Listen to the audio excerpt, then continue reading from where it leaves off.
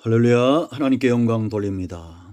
말씀을 사모하고 은혜를 사모하는 저와 여러분 모두 위에 하나님의 응답하심이 함께 하시기를 원합니다. 오늘부터 16장으로 갑니다. 기도합니다. 영광과 감사와 존귀가 하나님께 있습니다. 온 마음으로 하나님을 사랑합니다. 여호와 하나님께서 우리의 목자가 되심으로 우리가 부족함이 없는 삶을 삽니다. 주의 백성들의 사모함과 간구함에 귀를 기울이시고 오늘도 말씀 가운데 응답의 시간들이 되게 하옵소서. 종을 낮추시고 겸손하게 하시고 출애굽기 16장의 말씀의 깊은 것들을 깨닫는 은혜가 있기를 원합니다. 은혜를 사모하며 말씀을 사모하는 모든 주의 백성들을 기뻐하시는 하나님의 놀라운 사랑을 깨닫는 시간이 되게 하옵소서. 예수님의 이름으로 사모하며 기도합니다. 아멘. 자, 오늘 첫 시간은 16장 전체를 한번 살펴보겠습니다. 주제는 공급하시는 하나님입니다. 핵심 구절은 4절입니다. 그때 여호와께서 모세에게 이르시되 보라 내가 너희를 위하여 하늘에서 양식을 비같이 내리리니 백성이 나가서 일용할 것을 날마다 거둘 것이라 이같이 하여 그들이 내 율법을 준행하나 아니하나 내가 시험하리라. 아멘.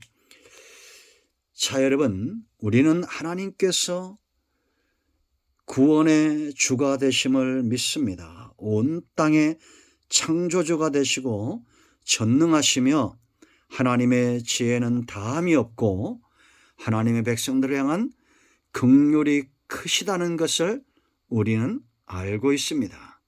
그러나 중요한 것은 체험하고 있느냐가 중요하겠죠. 구원의 하나님을 만난 경험이 있어야 됩니다. 그리고 그 다음에는 공급하시는 하나님을 체험해야 됩니다. 날마다 체험해야 됩니다. 이것이 만나가 주는 큰 교훈입니다.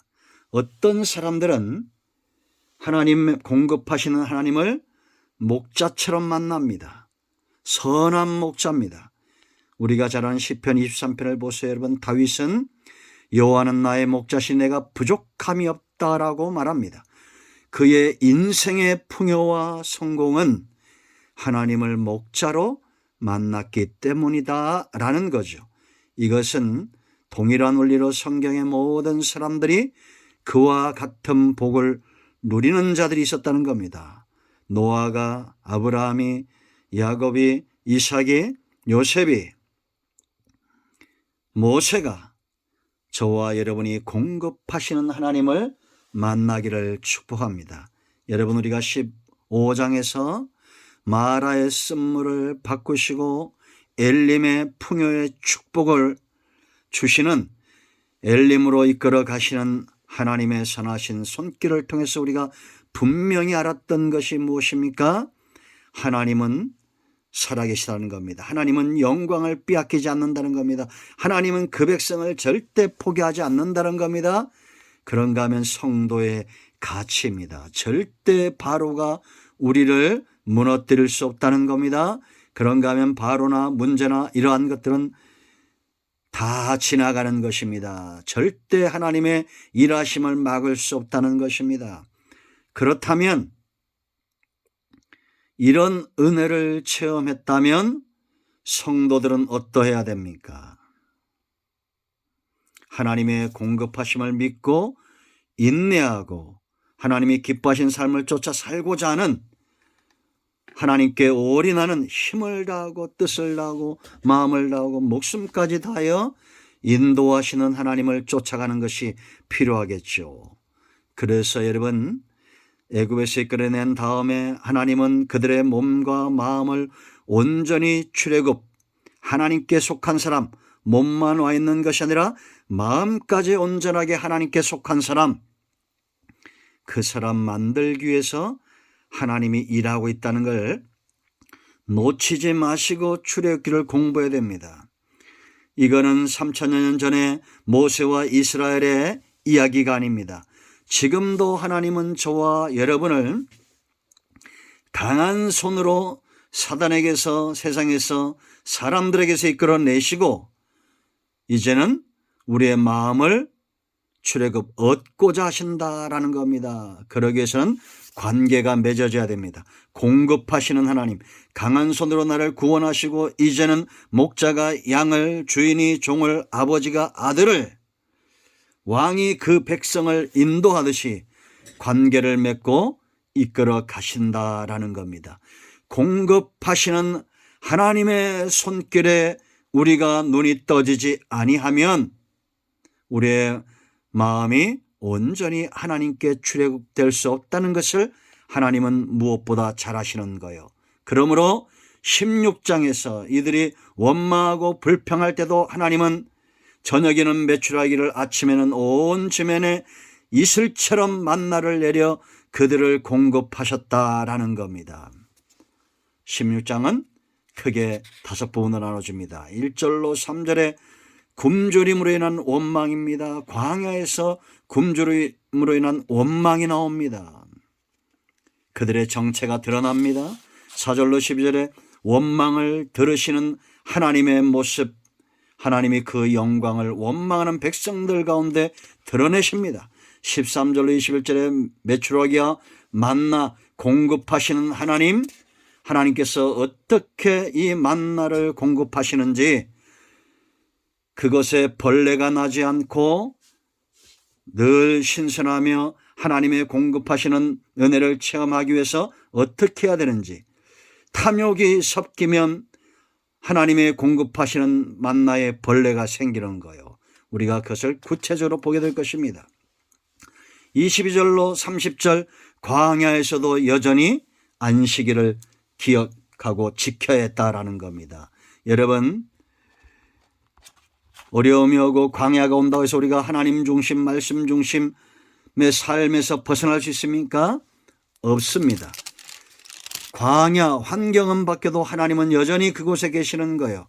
그러므로 여러분, 광야라도 안식, 참된 주일, 성수, 하나님 앞에 온전한 삶을 드리는 우리 모두가 되어야겠습니다. 마지막으로 31절로 36절, 이 만나를 간수하라 했는데 이것은 후대에게 교육하고 하나님께서 그들을 어떻게 먹이시고 공급하셨는지 그 체험을 간수하는 겁니다. 그러므로 은혜와 간증은 흘러가게 해야 된다라는 겁니다. 여러분, 공급하시는 하나님을 체험하고 계십니까? 구원의 하나님을 체험하셨습니까?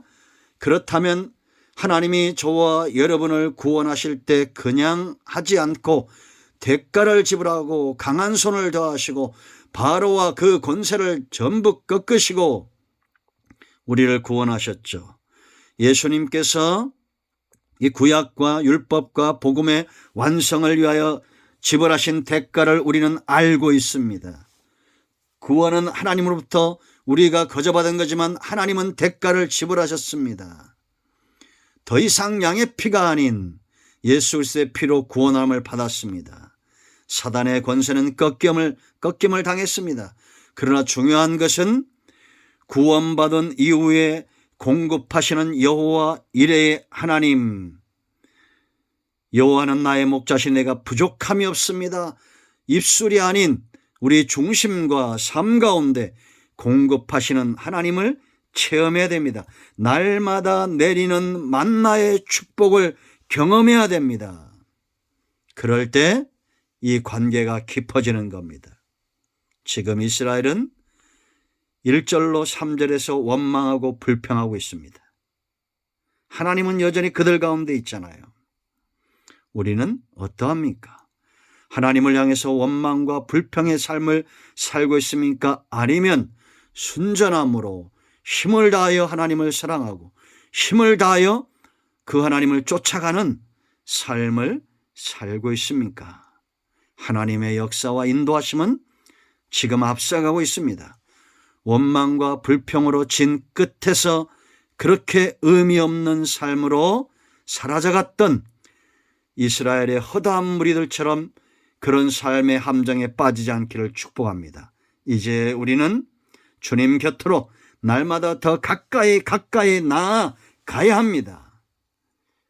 오늘은 여기까지 합니다. 내일은 만나의 은혜에 대해서 우리가 10가지로 나누어 묵상을 하고 그 다음에 본문으로 들어가게 될 겁니다. 기도합니다. 하나님, 오늘도 공급하시는 하나님을 찬양합니다. 여호와는 나의 목자시니 내가 부족함이 없습니다. 입술로만 하는 고백이 아니라 우리 중심의 감격과 삶 가운데 체험에서 우러나오는 여호와 일의 하나님을 만나는 오늘 되게 하옵소서. 매일 만나를 먹고 매일 공급받던 이스라엘처럼 하나님의 공급하심 가운데 눈이 떠지는 이 관계가, 하나님과의 관계가 분명해지는 삶을 살게 하옵소서. 우리 가운데 병든 자, 마음이 상한 자, 우리의 눈이 가려지고 귀가 가려진 자리 있습니까? 보는 것, 듣는 것, 깨닫는 삶이 얼마나 중요한 것인가를 알게 하시고 모든 사단의 역사가 묶여 떠나가며 병든 자는 치유되고 회복되는 은혜가 있게 하옵소서. 예수님의 이름으로 사모하며 축복하며 치유하며 기도합니다. 아멘. 할렐루야. 이런 모두를 축복합니다. 응답되었습니다. 아멘.